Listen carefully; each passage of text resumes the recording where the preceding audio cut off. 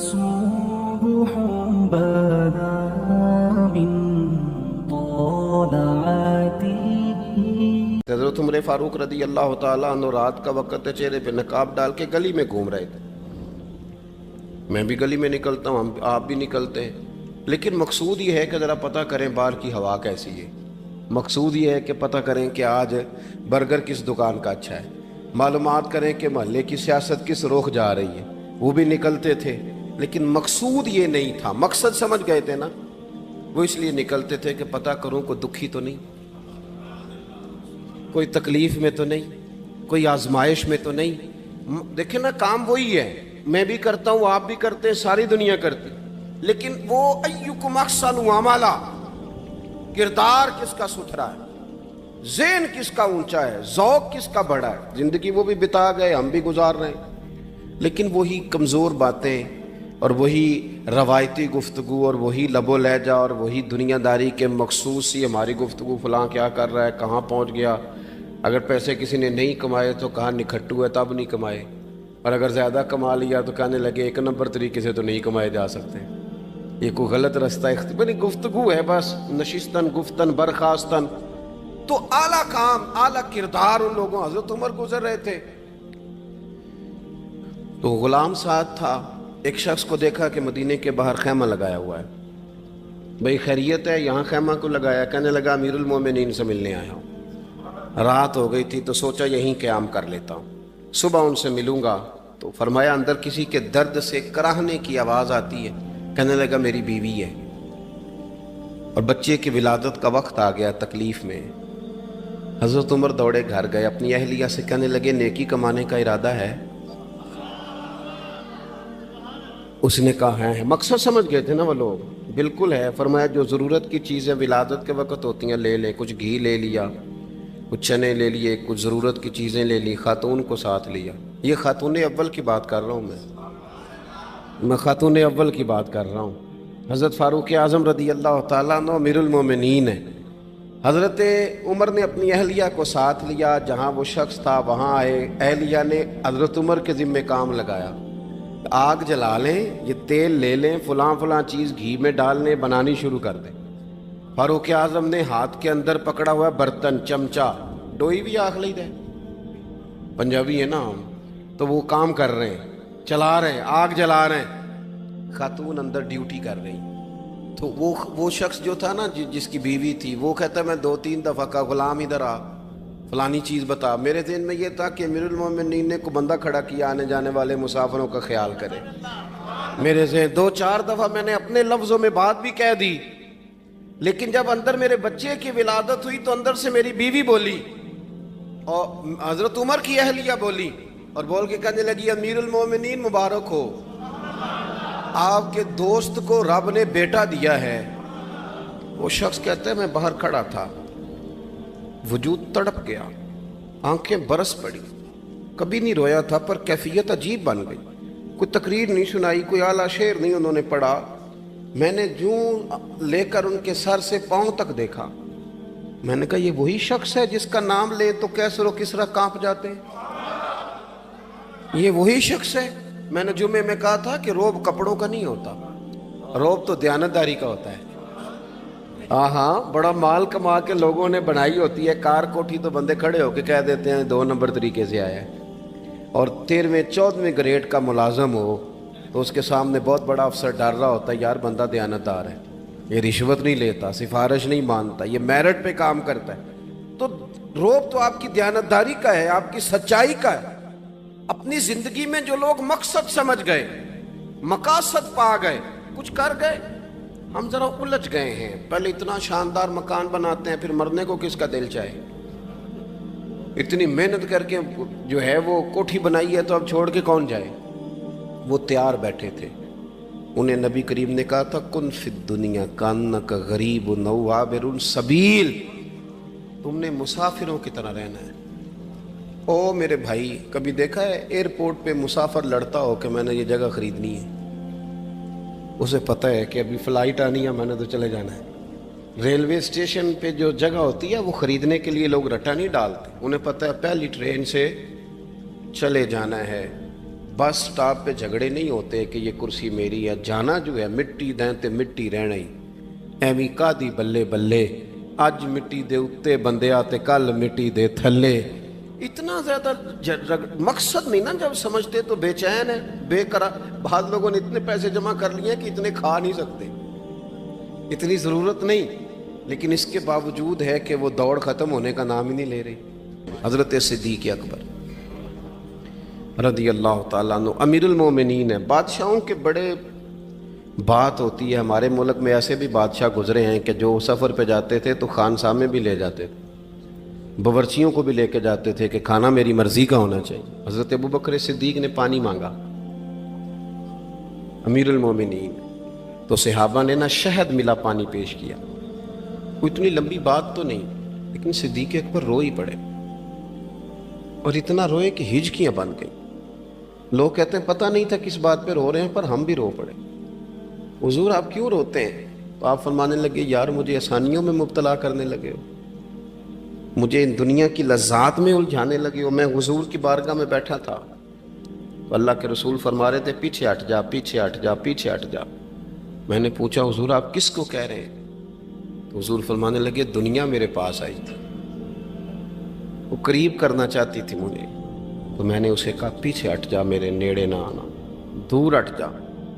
तो हट तो गई है, पर जाती दफ़ा कह गई है, सोनिया आप तो बच गए हैं, पर आपके बाद वाले कैसे बचेंगे? तो मुझे सीने से लगा ले, गले से लगा ले।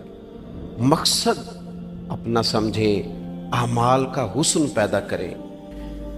अगर इंसान का मकसूद माल कमाना है तो अगर माल मिल गया तो उसके बाद फिर क्या करेगा? किसी ने तय कर लिया था कि बहुत बड़ी गाड़ी और बहुत बड़ा बंगला मुझे चाहिए, तो वो बंगला उसे मिल गया, गाड़ी आ गई। अब तो मकासद क्योंकि तय नहीं होते, तो जो चीज़ इंसान छोटा सा मकसद तय करता है वो उसे हासिल हो जाता है। मैंने मुल्क से बाहर जाना है, घर सेट करना है, साथ वाला प्लाट लेना है, हो गया सारा कुछ, तो अब वो फिर इंसान बेचैन हो जाता है, परेशान रहता है, कहता है समझ नहीं आती मतलब मकसूद क्या है। अल्लाह तबारक व तआला ने तो एक तिनका बेमकसद पैदा नहीं किया, इतना सोना इंसान कैसे बेमकसद पैदा कर दे? तो रब करीम ने हमें बताया कि मकसद तो तुम्हारा है, मकसद है अल्लज़ी खलक़ल मौता वल हयाता लियब्लुवकुम अय्युकुम अहसनु अमला।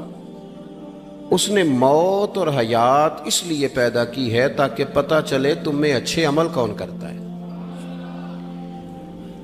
तुम किस कदर ज़्यादा अपने रब की इबादत करते हो, किस कदर ज़्यादा हुस्ने अखलाक का मुज़ाहरा करते हो, किस कदर ज़्यादा लोगों की खिदमत करते हो, किस कदर ज़्यादा तुम दीन की तबलीग में, इशात में, अबलाग में, तरवीज में किरदार अदा करते हो। बामकसद तुम्हें बनाया, बामकसद अच्छा तरीन अमल तुम में से कौन करता है। इसलिए मौत और हयात पैदा की थी कि तुमने सुथरे से सुथरे अमाल, बेहतर से बेहतर किरदार, आला से आला तुम्हारा अंदाज़े ज़िंदगी। देखें, हमने लोगों के साथ मिल के रहना होता है, बहुत सारी चीज़ें ऐसी होती हैं कि जो तकलीफ़ का सामान बनती हैं। अब इन्हीं लोगों के साथ अल्लाह ने हमें मिल के रहने का हुक्म दिया, इनके हुकूक अदा करने का हुक्म दिया, तो साथ साथ ना दरगुजर का भी कहा, माफ़ी का भी कहा। जब इंसान माफ़ी कर देने वाला हो जाता है, दरगुजर वाला हो जाता है, तो फिर वो बड़ा हो जाता है, बड़े दिल वाला हो जाता है, बड़े हौसले वाला हो जाता है, बड़े ज़रब वाला हो जाता है, उसकी ज़िंदगी हसीन होती। तो यहाँ आए थे कुछ काम करने, वो जो हमने मकसूद बनाए थे ना, मतलब अच्छे कपड़े, अच्छी दुनियादारी, अच्छी गाड़ी, अच्छा मोबाइल सेट, वो चूँकि मकसूद नहीं था तो उन चीज़ों के हुसूल के बावजूद भी लोग परेशान हैं। मकसूद ये था कि बेहतरीन अमल, सोना अमल, आला तरीन अमल मेरे रसूल पाक सल्लल्लाहु अलैहि वसल्लम के ग़ुलामों ने ना वो अमल करके दिखाया। आला तरीन मिजाज रखते थे और आला तरीन खिदमत, यानी लोग उनका किरदार देख के ना, किरदार और अमल देख के, हम तो लंबी तकरीरें करते हैं, बातें करते हैं, बड़ा कुछ बताना पड़ता है, लेकिन वो बस थोड़ा सा ना लोग उनके पास उठते बैठते थे, आते जाते। इतनी दौड़ है कि आगे बढ़ के और लेना है, और लेना है, हाल में मजीद का रट्टा, वो समझ गए हम ना अड़े हुए हैं। بہت سارے لوگ ایسے ہیں جنہیں صحیح بات کا پتہ چل گیا ہے، وہ فیصلہ کرنے میں دیر کر رہے ہیں۔ انہیں سمجھ آ گئی ہے کہ بہتر یہی ہے کہ میں وقت پہ مسجد آیا کروں، انہیں سمجھ آ گئی ہے بہتر یہ ہے کہ سویرے اٹھ کے نا واٹس ایپ بعد میں دیکھوں، پہلے قرآن پاک کی زیارت کر لیا کروں۔ سمجھ انہیں ہے، سمجھ ہے کہ باتیں زیادہ کرنے سے بہتر ہے درود و سلام زیادہ پڑھا جائے، پتہ انہیں ہے، وہ فیصلہ ہی نہیں کر رہے، ارادہ نہیں بنا رہے، توجہ نہیں کر رہے۔ جب بہت زیادہ بندہ دنیا داری میں الجھ جاتا ہے نا، بہت زیادہ، آسانیاں تو بندے کو جینے نہیں دیتی۔ پہلے انسان کہتا ہے کہ موٹر سائیکل ہو جائے نا تو چلو سفر آسان ہوگا، پھر موٹر سائیکل کہتا ہے ٹائر 2 ہیں، 4 ٹائروں والی ہو نا چلو مہران ہی ہو جائے خیر ہے، لیکن مہران میں بیٹھتے ہی اسے خیال آتا ہے کہ اس کی تو سیٹیں تنگ ہیں، پھر اس سے بڑی گاڑی چاہیے۔ یہ روز دوڑ ہے، بانج فقیروں کسے نہیں ماریا اے ہوئی چور اندر دا، یہ دوڑ ہے، یہ ختم۔ حضرت ابوبکر صدیق رضی اللہ تعالیٰ عنہ امیر تھے، ہمیں تو نا جی ایک سے ایک کھانا، اور آج یہ نہیں کھانا، آج میری مرضی کا کھانا، یہ میری مرضی کا، یہ میرے بچے کی مرضی کا، یہ فلانے کی مرضی کا، وہ خواہشات کا انبار۔ اور نفس بچے کی طرح ہوتا ہے، خواہش پوری کرو تو فوراً ہی دوسری بھی بتا دیتا ہے، دوسری پوری کرو تو تیسری کی بھی خبر دے دیتا ہے۔ ہم نا چونکہ الجھ جاتے ہیں، پھر وہ الجھاؤ ہمیں باہر نہیں نکلنے دیتا۔ اگر تھوڑا تھوڑا کر کے، میرا مطلب یہ ہے کہ زندہ رہنے کے لیے روٹی کھانی ہے نا، مثلا روٹی کا لطف کتنی دیر ہوتا ہے، جتنی دیر منہ میں چباتے ہیں، اس کے بعد ختم۔ تو کپڑا تو پہننا تھا بدن چھپانے کے لیے، اس میں وہ کدھر سے آ گئیں ساری کہانیاں جو آج بن گئیں۔ اور اتنے میں نے عجیب و غریب نظام دیکھا ہے کہ نوجوان ہے، اچھا بھلا سیاںا آدمی، کپڑے اس نے تازے سلوائے ہیں، اور 99 لوگوں نے کہا ہے صحیح لگ رہا ہے، تو صرف ایک نے کہا نہیں ٹھیک لگ رہا، وہ پریشان ہو جاتا ہے، کہتا ہے اس کا کچھ کروں۔ کیوں؟ اس لیے کہ یہی سارا مقصود سمجھ لیا ہے، کپڑے پہننا، اسی میں الجھ جانا۔ میں اکثر دوستوں سے کہتا ہوں، میں خود کسی دوسرے کی بات نہیں کرتا، بہت زیادہ عمر نہیں میری، میں خود جایا کرتا تھا، شادی کوئی آ گئی تو 2-3 دن پہلے ابا جی کہتے تھے پرانے جوتے کچھ گنڈوا لا، کچھ پالش کرا لا، توڑے میں ڈال کے جانا موچی کے پاس، اس نے کچھ سیٹ کر دینے۔ اب کہاں رہ گیا جی یہ کام، چھٹی نہیں ہو گئی، اب کون سا ایسا سلسلہ ہے؟ وہ جو کہیں سے کپڑا تھوڑا پھٹ جاتا تھا نا، تو اماں اس کو اس طرح پیوند کراتی تھی کہ ڈیزائن بھی بن جاتا تھا اور کام بھی چل جاتا۔ کدھر گیا وہ دور؟ لیکن تکلیف دیکھ لیں آج پہلے سے زیادہ ہے، لڑائی پہلے سے زیادہ ہے، آزمائش پہلے سے زیادہ ہے۔ کیوں؟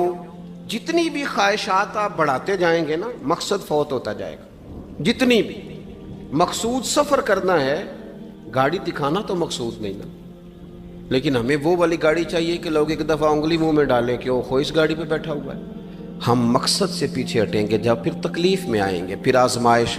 زندگی میں ہم نے جو چیزیں مینج کی ہیں وہ ساری دوسروں کے لیے ہیں، ہمارے لیے کوئی شے بھی نہیں۔ ولیمے پہ گئے تاکہ برادری راضی ہو جائے، تعزیت کے لیے گئے تاکہ محلہ راضی ہو جائے، فلانا کام کیا تاکہ لوگ جو ہیں وہ میرے حق میں ہو جائیں۔ ساری زندگی دوسروں کے لیے جی کے گزار دی، اور آپ نے 99 نیکیاں کی، ایک خامی آئی تو لوگ تو وہ تھے جو پھر بگڑ گئے۔ بہتر نہیں بندہ رب کو ہی راضی کرے۔ واللہ ورسولہ احق ان یرضوا، اللہ اور اس کے رسول کا زیادہ حق ہے کہ انہیں راضی کیا جائے، ان کا زیادہ حق۔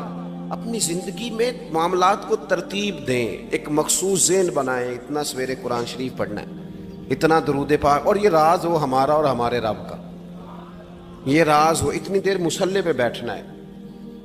میرے ایک دوست ہیں ڈاکٹر صاحب، میں بیٹھا تھا تو وہ ایک شخص کو کہہ رہے تھے تیرے دل میں کچھ باتیں ہیں نکال دے تاکہ تیری ٹینشن ریلیز ہو جائے، تیری صحت ٹھیک ہو جائے گی۔ تو بندہ کہہ رہا تھا اچھا ٹھیک ہے ڈاکٹر صاحب۔ تو میں نے کہا کہ اگر آپ اجازت دیں تو ایک بات میں بھی کر لوں؟ نے کہا آپ بھی کر لیں۔ تو میں نے کہا ڈاکٹر صاحب کچھ دکھ بڑے ذاتی اور نجی ہوتے ہیں، بندہ کسی کے سامنے کہہ ہی نہیں سکتا، بڑے ذاتی قسم کے ہوتے ہیں، وہ آپ کسی کے سامنے جتنا مرضی کوئی قریبی ہو، وہ بندے کی اپنی اندر کی کچھ ایسی تکلیفیں ہوتی ہیں اندر کی، آزم گنڈاں دے وچ گنڈاں 10 کیڑی کھولا، بڑے مسئلے ہوتے ہیں، آپ کیسے بیان کر سکتے ہیں، سوال ہی نہیں پیدا ہوتا۔ تو کہنے لگا پیر صاحب حال تو ہوگا نا؟ میں نے کہا بالکل ہے، ہمیں ہمارے دین نے دعا سکھائی ہے، جو کسی سے نہیں کہہ سکتے وہ اپنے رب سے کہہ دو۔ اللہ کے حضور عرض کر دو، کشکول طلب دراز کر کے کہہ دو مالک یہاں پریشان ہوں، وہ بڑا کریم ہے، عطا بھی کرے گا اور پردہ پوشی بھی فرمائے گا۔ اپنے اللہ کے ساتھ اپنا تعلق مضبوط کریں، اپنی زندگی میں حسن اعمال کا پیدا کریں، اعمال کا، کہانیوں کا نہیں، باتوں کا نہیں، تصویروں کا نہیں، نئی سے نئی پکچر کا نہیں، اعمال کا، اور خوبصورت ترین طریقہ ہو۔ دیکھیں نا، مشکل سے بھی تو نماز پڑھنی ہے نا، سویرے ابا بڑے غصے میں تھے تو پھر مجھے اٹھنا ہی پڑا، تو اس طرح بھی تو پڑھنی ہے۔ تو اگر بندہ ذوق سے اٹھے اور ذرا سونا کر کے وضو کرے اور ذرا صحیح کر کے مصلی بچھائے اور سجدہ کرے تو ذرا ذوق سے کرے، مجھے سوز دے، مجھے ساز دے، مجھے نیم شب کا نیاز دے، دم سجدہ خود کو میں توڑ دوں، مجھے ایسا ذوق نماز دے۔ اس ذوق کے ساتھ آگے بڑھے۔ مقاصد جب بندہ سمجھ جاتا ہے نا، مقاصد، پھر اس کے لیے آسانی ہوتی ہے۔ میں نے عرض کیا تھا زیادہ باتیں نہیں کرنی، مقصود تو ایک پیغام دینا ہے۔ اب ہم نے جانے والوں کے لیے کیا کرنا ہے؟ ایک تو یہ کہ اپنا مقصد ٹھیک کرنا ہے کہ جو رخصت ہو گئے، اپنے بزرگوں کو نا یاد رکھیں۔ اصل کام ہے ان کو کھول کے بتائیے۔ سال کے بعد ختم، بڑی اچھی بات ہے، سسماہی، ششماہی، سیماہی سب ٹھیک ہے، ان کو یاد رکھیں۔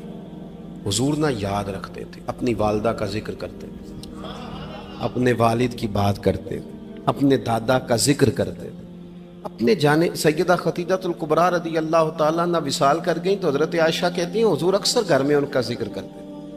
اپنے بزرگوں کو یاد رکھیں، ان کا ذکر کریں، ان کو نا، والد کے لیے نا والد ہونا شرط ہے، پی ایچ ڈی ہونا شرط نہیں۔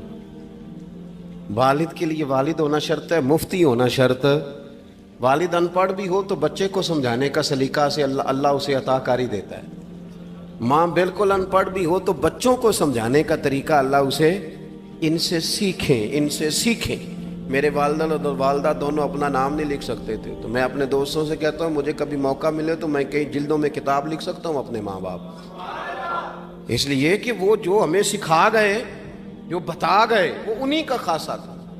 تو اپنے ایک تو جانے والوں کو یاد رکھیں، دوسرا ان کے لیے دعا کریں تو درد سے کریں، سونی کر کے کریں، صحیح کر کے کریں، اکیلے بیٹھ کے کریں۔ دعا کا سب سے زیادہ تعلق آپ کے دل کی آواز کے ساتھ ہوتا ہے، اور جس طرز میں حضور نے ہمیں حدیث سکھائی ہے نا، اس رنگ میں کبھی آپ حدیث کو سیکھیں، سمجھیں نا۔ حضور فرماتے ہیں جس طرح دریا میں ڈوبنے والا سہارا تلاش کرتا، دریا میں اسے کتنی کو جلدی ہوتی ہے، غوطے لگ رہے ہوتے ہیں، وہ اس طرح کا نہیں ہوتا کہ میں عصر کی نماز کے بعد پھر آؤں گا تجھے نکالنے، اس طرح تو نہیں نہ ہوتا۔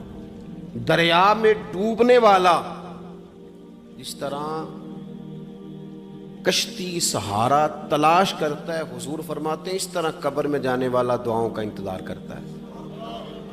آپ نے دیر کر دی دعا مانگنے میں، ختم دلانے میں دیر کر دی، خود صبح و شام ہمہ وقت دعا۔ ابھی آپ آیتیں سن رہے تھے سورہ ابراہیم کی، اللہ نے نماز میں رکھ دی، ربنا اغفر لی ولی وللمؤمنین یوم یقوم الحساب۔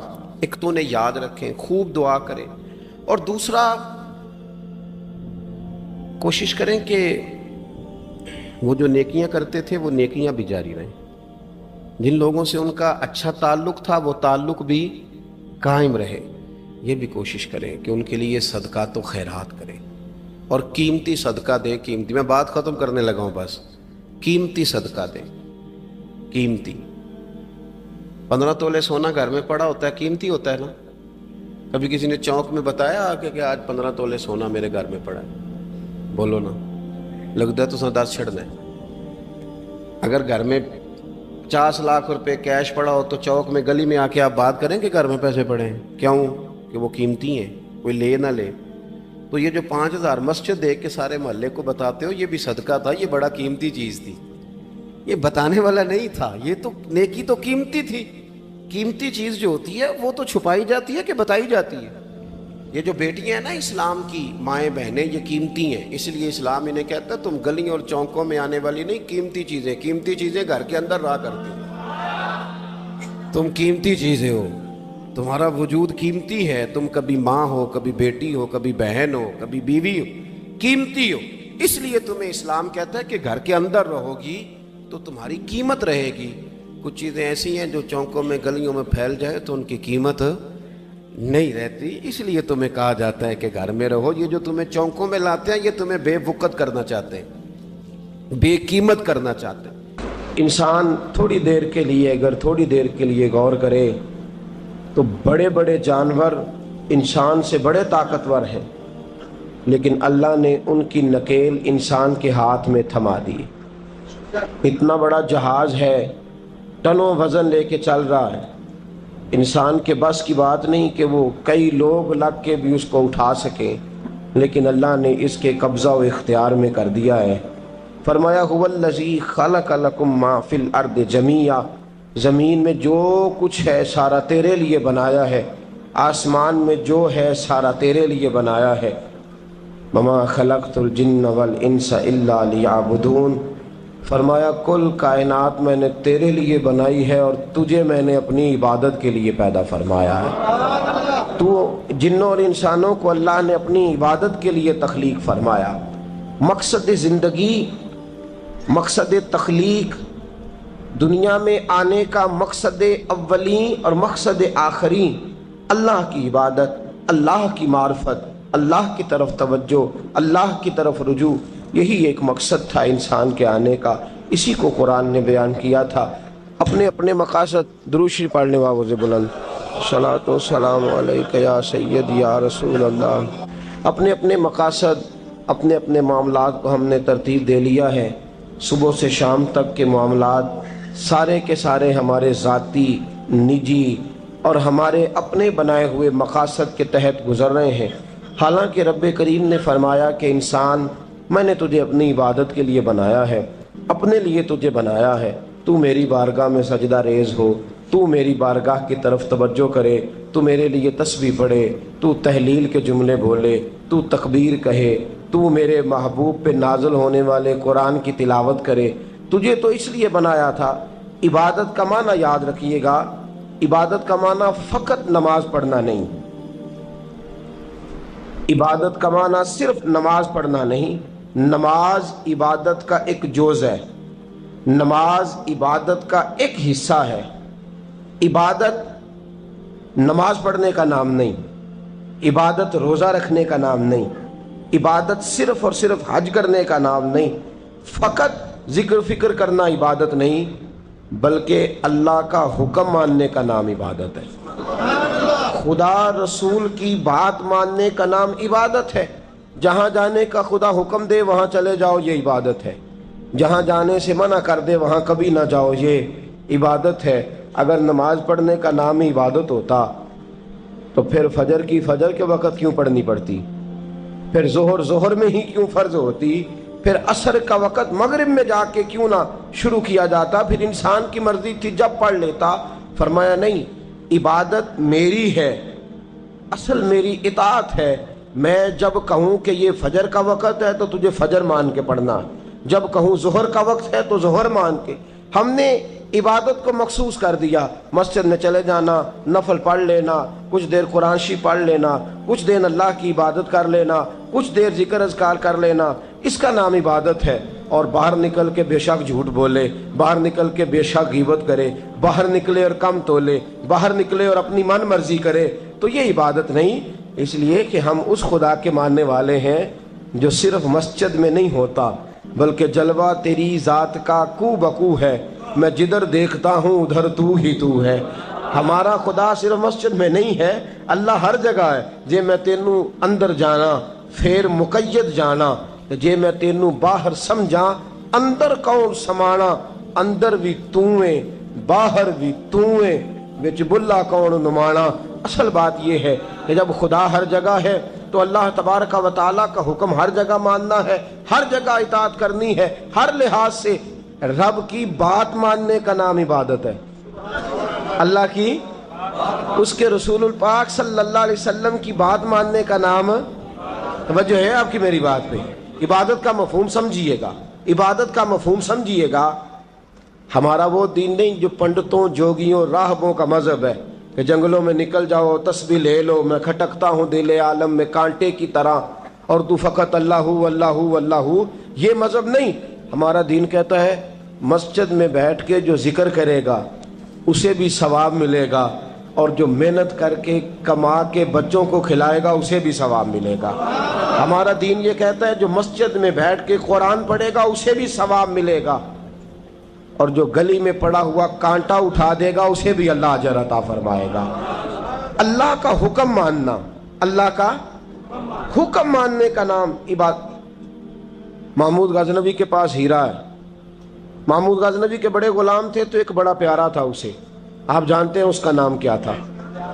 ایاز محمود غزنوی کو بڑا تو حسد شروع ہو جاتا ہے ہر جگہ، اللہ ماشاءاللہ، لوگ کہنے لگے بادشاہ ہر وقت اسی کو پیار کرتا رہتا ہے، ہر وقت اسی کی طرف توجہ کرتا رہتا ہے۔ بادشاہ نے ایک دن آزمانا چاہا، اتنا ہیرا تھا، موٹا ہیرا بادشاہ کے پاس۔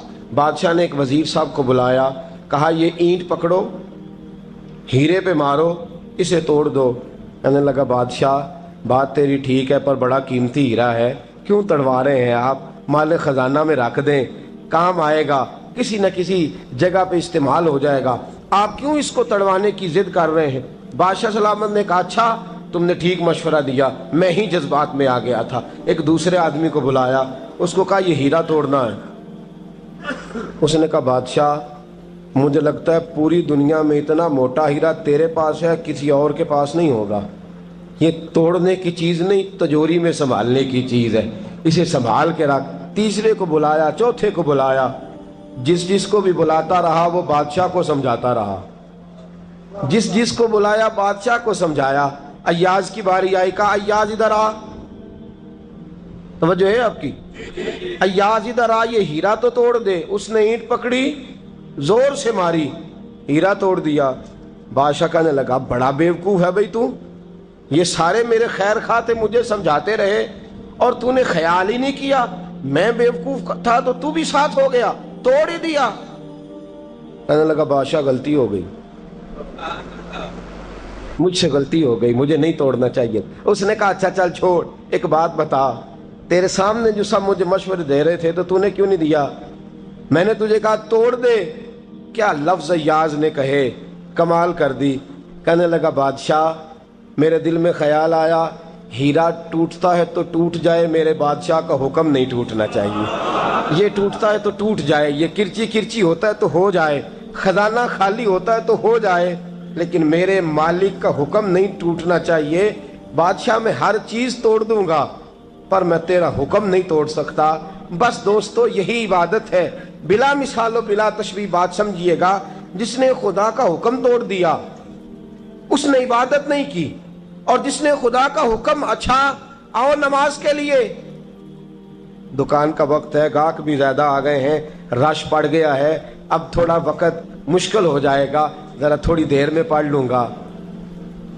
ہیرا ٹوٹتا ہے تو ٹوٹ جائے، گاہک آنے کا سلسلہ ٹوٹتا ہے تو ٹوٹ جائے، روزی آنے کا سلسلہ ٹوٹتا ہے تو ٹوٹ جائے، مسلمانوں خدا کا حکم نہیں ٹوٹنا چاہیے، رسول اللہ کا فرمان نہیں ٹوٹنا چاہیے۔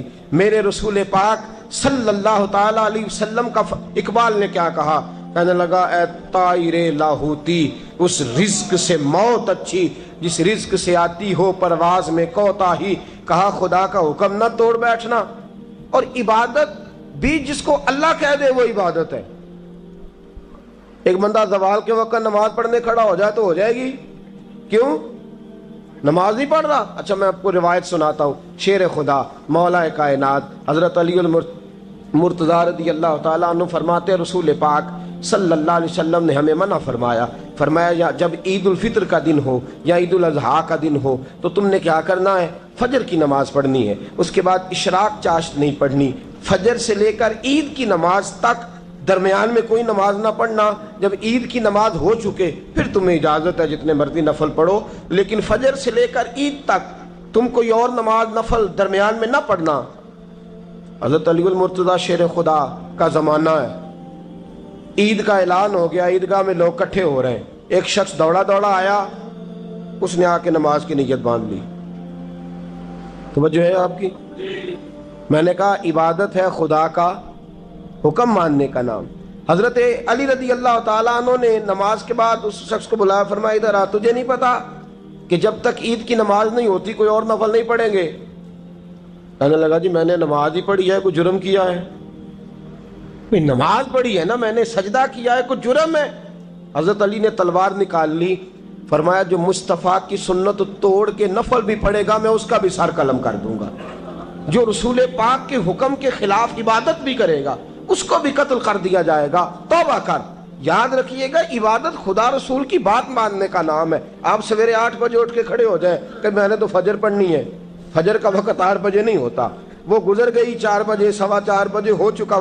ایک شخص شام 7 بجے کھڑا ہو جائے کہے جی میں تو ظہر کی نماز 7 بجے پڑھا کروں گا، یہ کیسے ممکن ہے؟ اس کا وقت تو 2 بجے کے راؤنڈ اباؤٹ ہے، تجھے اسی وقت ادا کرنی۔ یاد رکھیے گا عزیز ساتھیو، عبادت اللہ کا حکم ماننے کا نام ہے، لیکن عبادت کی بہت بڑی جو ایک رکن ہے، عبادت کا بہت بڑا جو ایک جز ہے وہ نماز پڑھنا، بہت بڑا جز۔ حضرت محمد بن ابی بکر حضرت صدیق اکبر کے صاحبزادے رضی اللہ تعالیٰ عنہ کیا فرماتے ہیں؟ فرماتے ہیں مسلمانوں بڑے نصیبوں والے ہو، بڑے نصیبوں والے ہو، تمہیں تو اللہ کی بارگاہ میں جانے کے لیے اجازت ہی نہیں لینی پڑتی، اللہ نے تمہارے لیے دروازہ ہی کھول دیا ہے، جب دل کیا وضو کیا نماز کی نیت باندھی اللہ کے دروازے کھل گئے، اور بغیر کسی ترجمان کے تم نے اپنے رب سے بات کرنی شروع کر دی۔ عبادت ایسی نعمت ہے، اللہ کی بارگاہ میں کھڑے ہونا، سجدہ کرنا اتنی بڑی فضیلت کی بات ہے۔ یہ حدیث میرا خیال ہے آپ کو کبھی بھولنی نہیں چاہیے۔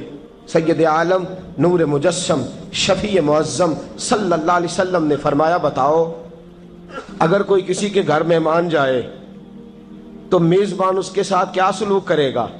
تو صحابہ کہنے لگا یا رسول اللہ جتنا میزبان اچھا ہوگا اتنا ہی اچھا سلوک کرے گا، جتنا وہ اعلیٰ ہوگا اتنا ہی اعلیٰ سلوک کرے گا، جتنا وہ عرفہ ہوگا اتنی ہی اس کی بات بھی بڑی ہوگی۔ نبی پاک صلی اللہ علیہ وسلم نے فرمایا جو مسجد جاتا ہے وہ اللہ کا مہمان ہے، جو مسجد جاتا ہے وہ اللہ کا مہمان ہے۔ فرمایا میزبان کے ذمے ہے کہ مہمان کے اوپر رحمت کرے، کرم کرے۔ فرمایا جب تو مسجد جاتا ہے تو خدا بھی رحمتوں کے دروازے کھول دیتا ہے، اللہ تیرے لیے فضل کے دروازے کھول دیتا ہے۔ نبی پاک صلی اللہ تعالی علیہ وسلم نے فرمایا جب تو اپنے گھر سے مسجد جانے کے لیے ابھی نکلتا ہے، ابھی تو گیا نہیں، ابھی تو نکلا ہے، فرمایا تو نے سیدھا پیر اٹھایا ہے تو تیرا ایک درجہ بلند ہو گیا ہے، تو نے الٹا قدم اٹھایا ہے تو تیرا ایک گناہ معاف ہو گیا ہے، پھر تو نے سیدھا قدم اٹھایا ہے تو تیرا ایک درجہ بلند ہو گیا۔ اپنی اپنی طبیعت ہے نا۔ حضور نے حدیث سنائی، حضرت سیدنا اسید بن حضیر رضی اللہ تعالیٰ عنہ دیہاتی آدمی تھے، مسجد نبوی سے دور گھر تھا، مسجد آنے جانے کے لیے گدھا رکھا ہوا تھا، گدھے پہ بیٹھ کے مسجد آتے تھے، نماز پڑھ کے اسی پہ بیٹھ کے لوٹ جاتے تھے۔ جس دن حضور نے فرمایا نا ایک قدم پہ ایک گناہ معاف ہوتا ہے، ایک قدم پہ ایک نیکی ملتی ہے، گدھا گھر ہی چھوڑا ہے۔ صحابہ کہنے لگے یار دور کا تیرا سفر ہے، تم آرام سے گدھے پہ آ جا۔ کہنے لگے کیوں؟ میں کیوں گدھے پہ آؤں؟ میں تو روز پیدل آؤں گا، تم سب کے تھوڑے تھوڑے گناہ معاف ہوں گے، تھوڑے تھوڑے درجے بلند ہوں گے، میں نے چونکہ دور سے آنا ہے اللہ میرے زیادہ گناہ معاف فرمائے گا، میرے زیادہ درجے بلند فرمائے گا، میرے اوپر زیادہ کرم نوازی فرمائے گا۔ جو مسجد کی طرف چل کے آیا ایک ایک قدم پر اللہ اس کے درجے بلند کرے گا، ایک ایک قدم پہ اللہ اس کے گناہ معاف کرے گا۔ نبی پاک صلی اللہ تعالی وسلم کی اپنی سنت کیا ہے؟ حضرت زید بن ثابت رضی اللہ تعالیٰ عنہ فرماتے ہیں میں ایک دن حضور کے ساتھ مسجد کی طرف نکلا، جب ہم جانے لگے نا تو جو رسول پاک کا انداز تھا نا چلنے کا وہ بڑا پیارا ہوتا تھا، دھیما سا چلتے تھے، نظر مبارک جھکی رہتی تھی۔ سید عالم صلی اللہ علیہ وسلم کی ادائیں ایسی حسین تھیں، تیری سیرت تیری صورت زمانے سے نرالی ہے، تیری ہر ایک ادا پیارے ادائے بے مثالی ہے۔ فرمایا جھکی جھکی نظروں سے حضور چلتے تھے۔ آج میں ساتھ ہوں، پہلے بھی کئی دفعہ ساتھ تھا، مسجد کی طرف جا رہے تھے، کسی جگہ سے واپس لوٹے تھے، کسی کے گھر سے مسجد جا رہے تھے۔ فرمایا ہلکے ہلکے قدم، چھوٹے چھوٹے قدم، آہستہ آہستہ حضور چل رہے ہیں۔ فرماتے ہیں میرے دل میں بار بار خیال آتا کہ یہ حضور کا چلنے کا وہ انداز نہیں جس انداز میں حضور چلتے ہیں. چلتے پہلے بھی دھیما ہے، چلتے پہلے بھی بڑا پروقار ہے، لیکن آج کچھ زیادہ ہی آہستہ چل رہے ہیں، آج قدموں میں زیادہ ہی ٹھہراؤ آ گیا ہے. فرماتے میں بے چین تھا، میرے دل میں تصور تھا، جرت نہیں کرتا تھا پوچھ لوں اے پائے نظر ہوش میں آ یہ کوہ نبی ہے، آنکھوں سے بھی چلنا یہاں بے ادبی ہے. جرت نہیں ہوتی تھی کہ پوچھ ہی لوں، استفسار ہی کر لوں. فرماتے ہیں مسجد کا دروازہ آیا. کمال یہ تھا کہ آگے آگے حضور تھے، پیچھے پیچھے میں تھا. جب مسجد کا دروازہ آیا تو حضور نے رخ پھیرا، فرمایا تو سوچ رہا ہوگا کہ میں آہستہ آہستہ کیوں چل رہا ہوں، تو سوچ رہا ہوگا کہ میں آہستہ. ایک شعر ہے، اللہ کرے آپ کو یاد رہ جائے. میں بریلی شریف حاضر ہوا تو میں نے، ہمارے ایک شیخ تھے حضرت صدر العلماء علامہ تحسین رضا صاحب رحمۃ اللہ علیہ، میں نے ان سے کہا حضرت جی کو تازہ شعر لکھ کے دیں مجھے، تازہ. تو کہنے لگے لو تازہ شعر آیا ہے، ابھی لکھا ہے. اعلیٰ حضرت فاضل بریلوی کے بھائی تھے مولانا حسن رضا، ان کے پوتے ہیں مولانا تحسین رضا رحمۃ اللہ تعالیٰ علیہ. 2008 میں آپ کا وصال ہوا. تازہ شعر لکھا. کہنے لگے علم غیب رسول کے منکر اس حقیقت کو بھول جاتے ہیں. اللہ کرے آپ شعر کے حسن کو سمجھیں، اور جو شعری ذوق کے لوگ ہیں وہ سمجھے کہ بات کہاں سے چھیڑی ہے، کہاں تک گئی ہے. علم غیب رسول کے منکر اس حقیقت کو بھول جاتے ہیں. غیب مانا کہ راز ہے، لیکن راز اپنوں سے کب چھپاتے ہیں. علم غیب رسول کے منکر اس حقیقت کو بھول جاتے ہیں. غیب مانا کہ راز ہے، لیکن راز اپنوں سے کب چھپاتے ہیں. حضرت زید بن ثابت رضی اللہ تعالیٰ عنہ فرماتے رخ پھیرا اور حضور نے فرمایا تو سوچ رہا ہوگا کہ سونے آج بڑے دھیمے دھیمے قدم چل رہے ہیں، بڑا آہستہ آہستہ قدم اٹھا رہے ہیں. حضور نے فرمایا جو مسجد کی طرف چل کے جاتا ہے اللہ کی رحمت آگے بڑھ کے اس کا استقبال کرتی ہے. اور فرمایا جتنے قدم زیادہ ہوتے ہیں اتنے درجے بھی زیادہ بلند ہوتے ہیں. میں اس لیے آہستہ آہستہ آیا ہوں کہ اللہ میرے زیادہ درجے بلند فرما دے. اس لیے آیا ہوں کہ زیادہ درجے. مسجد میں اس لیے آہستہ. عبادت کی فضیلت دیکھیں، گھر سے بندہ چلے. ابھی پتہ نہیں مسجد میں وضو کرنا ہے اس نے، ابھی پتہ نہیں 2 رکعتیں پڑھے گا کہ 4 پڑھے گا. فرمایا عبادت کے لیے نکل بھی پڑے تو اللہ اس کے درجے بلند کرنے شروع فرما دیتا ہے. درجے بلند ہونے شروع ہو گئے. بنو سلمہ قبیلہ ہے، محلہ ہے. بنو قریظہ یہودیوں کا محلہ تھا، اس کے بعد بنو سلمہ مسلمانوں کا محلہ تھا، اور تقریباً آج کے حساب سے 1.5-2 کلومیٹر کا فاصلہ تھا مسجد نبوی سے. پیدل چل کے آتے تھے لوگ. کتنے کلومیٹر؟ پیدل چل کے آتے تھے. وہاں سے پیدل آتے تھے نماز پڑھنے. مسجد نبوی کے ساتھ یہودیوں کے مکان تھے، انہوں نے وہ جگہ خالی کر دی. بنو سلمہ قبیلے کے لوگوں نے چاہا کہ ہم جگہ کو خرید لیں. نبی کریم علیہ السلام کو پتہ چلا، حضور نے بلایا، فرمایا مجھے پتہ چلا ہے تم مسجد کے قریب آنے لگے ہو. ویسے ایک بات میرے دل میں ہے، میرا دل کرتا ہے کر دوں. صحابہ مسجد کے قریب رہنا پسند کرتے تھے، اور آج کل جی اے مولوی سون نہیں دیں دے. یقین کریں مسجد کے دائیں بائیں آگے پیچھے جو گھرانے ہوتے ہیں وہ کہتے ہیں جی ہم بڑے پریشان ہیں، یہ تو ہمیں سونے نہیں دیتے. صحابہ قریب رہنا. آپ دیکھیں نا نبی کریم علیہ السلام کا گھر دروازہ مسجد میں کھلتا ہے، حضرت صدیق اکبر کا گھر دروازہ مسجد میں کھلتا ہے، سیدہ فاطمہ جناب علی کا آستانہ دروازہ مسجد میں کھلتا ہے. صحابہ مسجد کے قریب رہنا پسند کرتے تھے. بنو سلمہ قبیلے کے لوگوں نے چاہا ہم بھی قریب آ جائیں. حضور نے بلایا، فرمایا مجھے پتہ چلا ہے تم مسجد کے قریب آنا چاہتے ہو. یا رسول اللہ دور سے چل کے آنا پڑتا ہے، ارادہ ہے قریب آ جائیں. حضور نے فرمایا دور ہی رہو، تم اس طرح کرو دور ہی رہو. کہا یا رسول اللہ کیا مطلب؟ فرمایا فرشتے جب بھی نیکیاں لکھتے ہیں عبادت کی، ابھی تک تمہارا پہلا نمبر ہے، ابھی تک تمہارا پہلا نمبر ہے. یا رسول اللہ کیا مطلب؟ فرمایا اس لیے کہ تم دور سے چل کے آتے ہو تو اللہ تمہیں زیادہ اجر عطا فرماتا ہے. آخر دعوانا ان الحمد للہ رب العالمین. اللهم صل على سيدنا ومولانا محمد اللهم صل على سيدنا ومولانا محمد اللہ کے شیر حیدر کرار پر درود اللہ کے شیر حیدر کرار پر درود اللہ کے شیر حیدر کرار پر درود حضرت حسن حسین کے کردار پر درود اللہم صلی علی سیدنا و مولانا محمد وعلی سیدنا علی و سیدتنا فاطمہ و سیدتنا